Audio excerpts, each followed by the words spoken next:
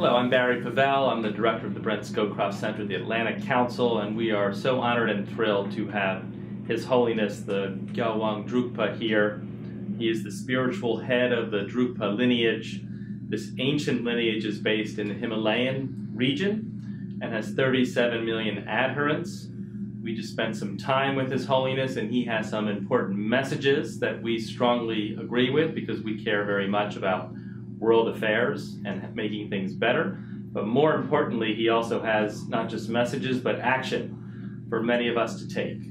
And so, first of all, I think His Holiness, thank you so much again for appearing with us. And we are very honored. And maybe we'll start first with the Himalayan region. Most Americans and most of our audience, when we hear of the region, we think of mountains and Mount Everest yes. and glaciers, but there's a lot more to it. So can you give us, what's your sort of basic take on what's the importance of this region, its culture, its history, and where you think its future could lie? Yes, Himalaya actually, that has the beauty of everything. It is really as you said right now. It's the mountain, it's the water, the glaciers, and all these things. And I think the whole, many of the people around the world depends upon Himalaya. Not only the spiritual speaking, but also the material. For example, water. The water resources. I think they say 75% of the people, they really rely on the water of the Himalaya. And also, most of the ancient religion is coming from the Himalaya. So the Himalaya is, superstitiously speaking, it's a very important sort of mountain region. But of course, it's maybe as superstitious, and I'm not very much into it very much. So, but anyway, the Himalaya has a very nice, still today, it's a very nice culture. It has a very nice presentation of a culture. Not only the culture, but it has a religion. It has a philosophy, and it has lots of beautiful way of living. And that has to be preserved. And I am coming from Himalaya, so I have a passion to sort of keep the culture of the Himalaya and keep the sort of beautiful way of living there, just so that we can set up an example for the rest of the world, and so forth. Yes. Well, you have raised a lot of very important issues. Let me ask you about a couple of them. You have this beyond religion concept, which I really think is important for all of us to think about as we see the world going through so much turmoil from religious extremism, from people using religion for darker purposes. Could you talk a little bit about your concept of beyond religion and how that might help us think about solving broader global challenges? As I mentioned a while ago, even though, of course, Himalaya is a great source of the religion, ancient religion. So therefore, it is one of the reasons that the Himalaya is very important to many of us.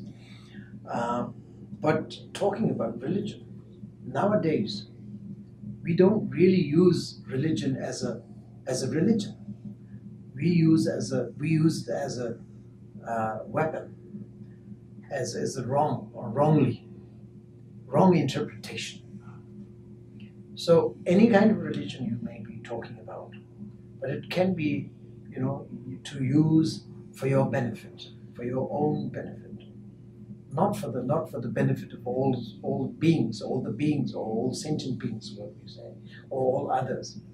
We don't use it for that. We use it for your own benefit. So when you take this as a benefit for your own sort of like a sake, then this becomes a little bit threatening. To me, at least, I feel scary. So that is the reason why we have to go beyond. Just a while ago, I was just telling you that how important to go beyond the religion. without disrespecting the religion. The religion needs to be respected, but respected actually doesn't mean that you have to sort of like get stuck in the circle of religion and get nowhere. But you have to be sort of like force yourself to be in the concept of religion. But the respect is there, but you have to be smart enough to go beyond religion so that you will be able to interact with the nature and interact with the, say, with the animals, with all these things, and save them. And this is what the activities, what we should really be doing as a result of the believing in the religion, actually. So the religion actually has to be beautify, if you want, you can say, or the reality form of religion, to me, is a spirituality. Love, compassion, and genuine care of the nature, genuine care of the animals that are finishing now, and also genuine care of the people, genuine care of the country, and genuine care of your family and even including your enemy. It has to be under your sort of sympathetic kind of, let's say, umbrella. Let's put it like that. So this is what we as a human being should really be understanding about. So therefore, this thing can only be practiced if you can go beyond the religion. I see. Thank you very much. It's very helpful. In a similar vein, you've talked about the importance of women's rights and women realizing their potential. Some religions, some cultures, I would argue even most cultures around the world, unfortunately, most even contexts, unfortunately, do not do what you are talking about and what many of us believe. Could you speak a little more about your advocacy on behalf of women's rights and potential? Yes, to tell you sort of like in a short form, women has a beautiful things to contribute to the world. The world has to be balanced, as I mentioned before. World has to be balanced. And so the balance between the woman and the man is really the balance that we are talking about. If there is no balance between these two, the world gets wobbly and a little bit scary also.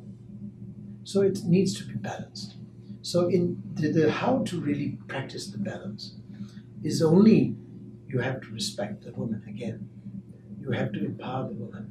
Empower in the sense that we have to give the opportunity for them to come up with their own beauty, which they have given.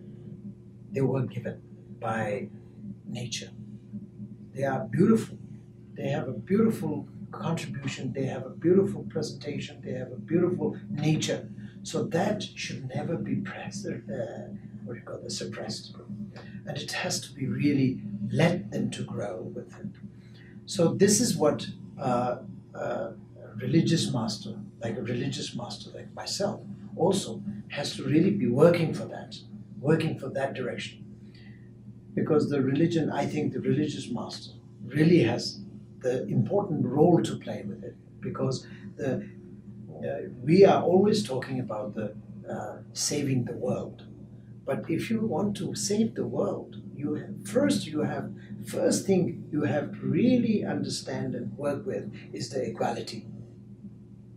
And the sense of equality, when you're lacking in the sense of equality, the world become then not very comfortable.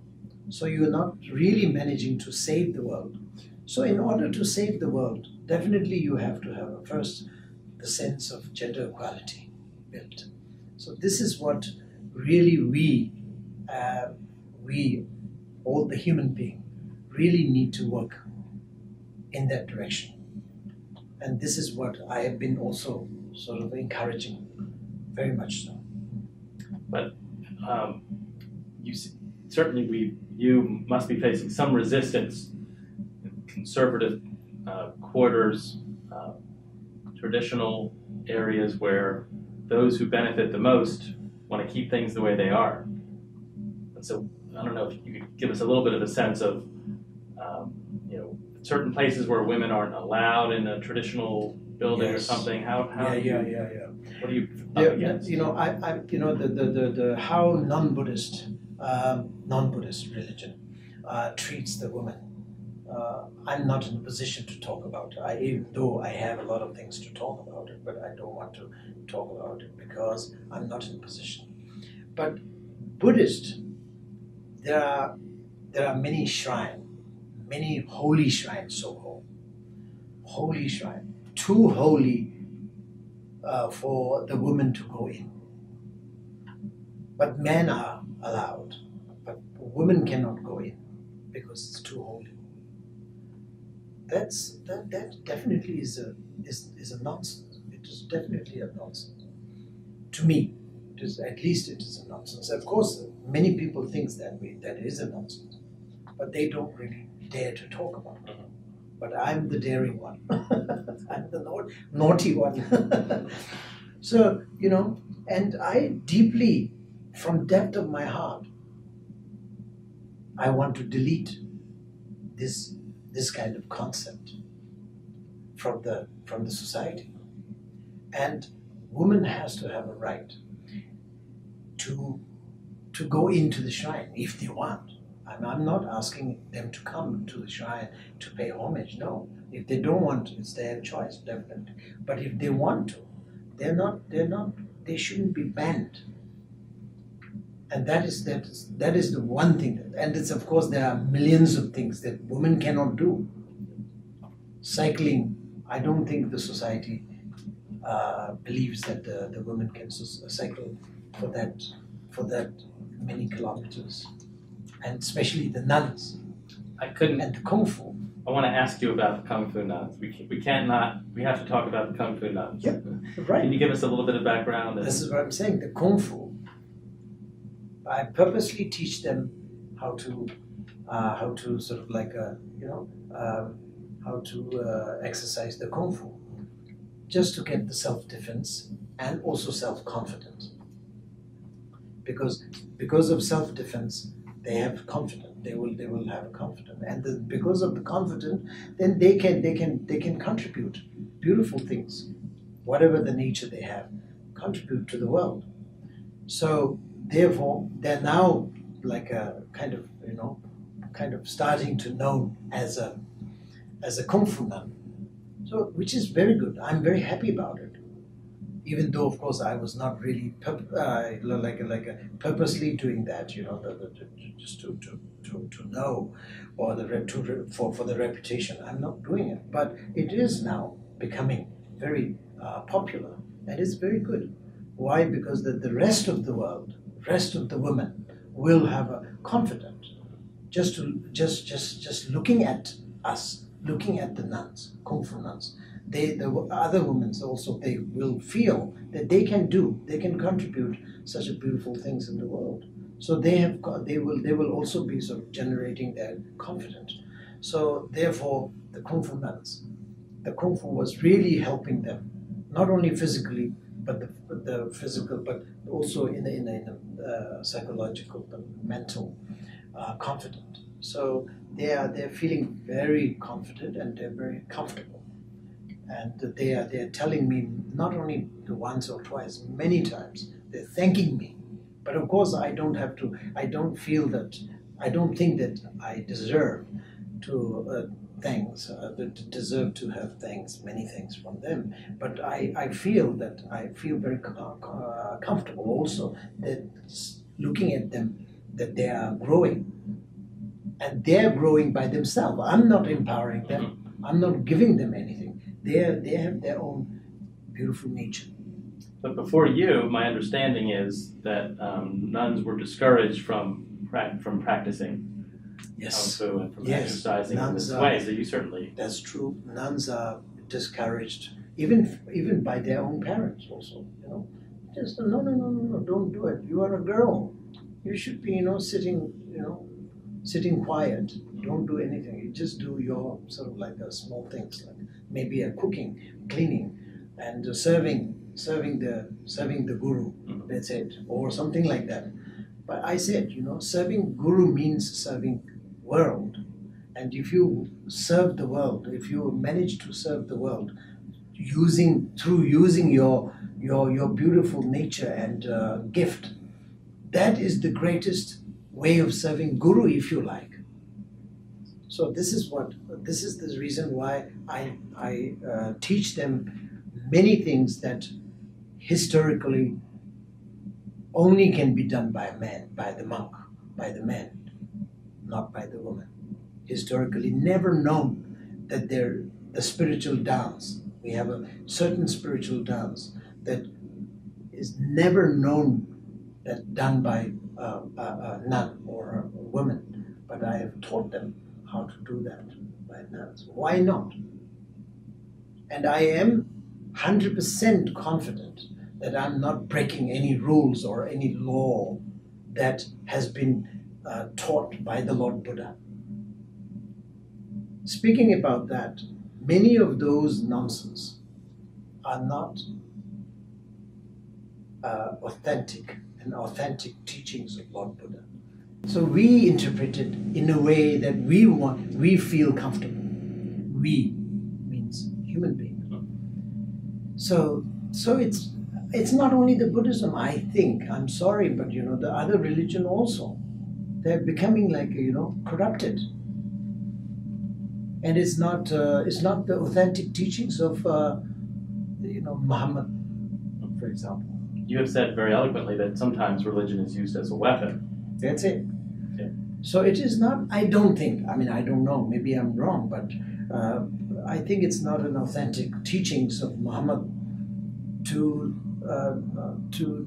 be extremist. It's not authentic teachings of Lord Buddha to ban the woman from going to shrine and all these things. I don't believe in that. So therefore, in this generation, we have to really seriously do something so that the world will be secured and comfortable. And world will definitely be a comfortable place to live for the generations to come.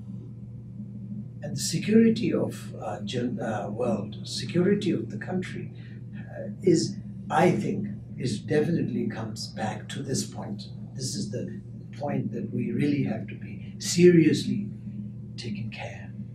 I see. The last question I wanted to raise was, you talked about the security of the world and the really daunting challenges associated with climate change are a high priority concern for many of us, certainly. But I know in your region, and you've started a movement to help deal with water issues, and would love to just hear a little bit about that from you. How are you trying to help take action to deal with the very difficult challenges that seem to be increasing regarding water security, including in your region, Himalayas? And of course, the water security, as I mentioned before, that water needs to be respected and educated. Also, you need to be educated to how to deal with the water and how to utilize the water. And related to the water, of course, it's not only the water, but of course it has to really be handling the air also nicely. Otherwise, the water will be like a melt. The glaciers are no longer sort of the glaciers now. So it's like all a dark, all a kind of black, like let's say the rocks are coming out. The glaciers are no longer glaciers. So this is because of the global warming. So it's related. Everything is related to each other, and therefore we have to be really educated very nicely. So the water, the security of the water, definitely we are now educating. Now it's not long ago we are touching this subject. We are really we are getting educated, and the water keeper over here is also sort of helping us, and we are sort of like collaborating with them and working together.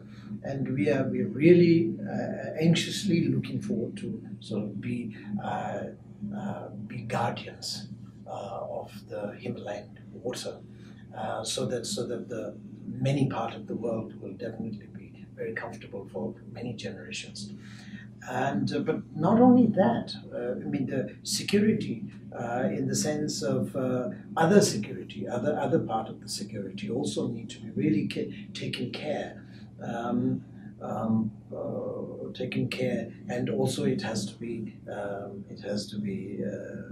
how do you say, introduced by the people like me, people like you, who claim themselves to be a leader, to be an important person or something like the claim, but they need to be looking for longer period of time, not just short period of time. Today, myself, today, or maybe a few years in this generation. No, generations and generations to come, and not only me, but the people.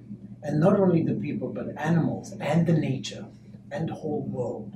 That is what we really have to learn, and we have to really be opening our arm to sort of hug entire world. That is a perfect note for us to end on. I loved this conversation with you, and I can't thank you enough, Your Holiness, for your insights and your wonderful philosophy. Thank you.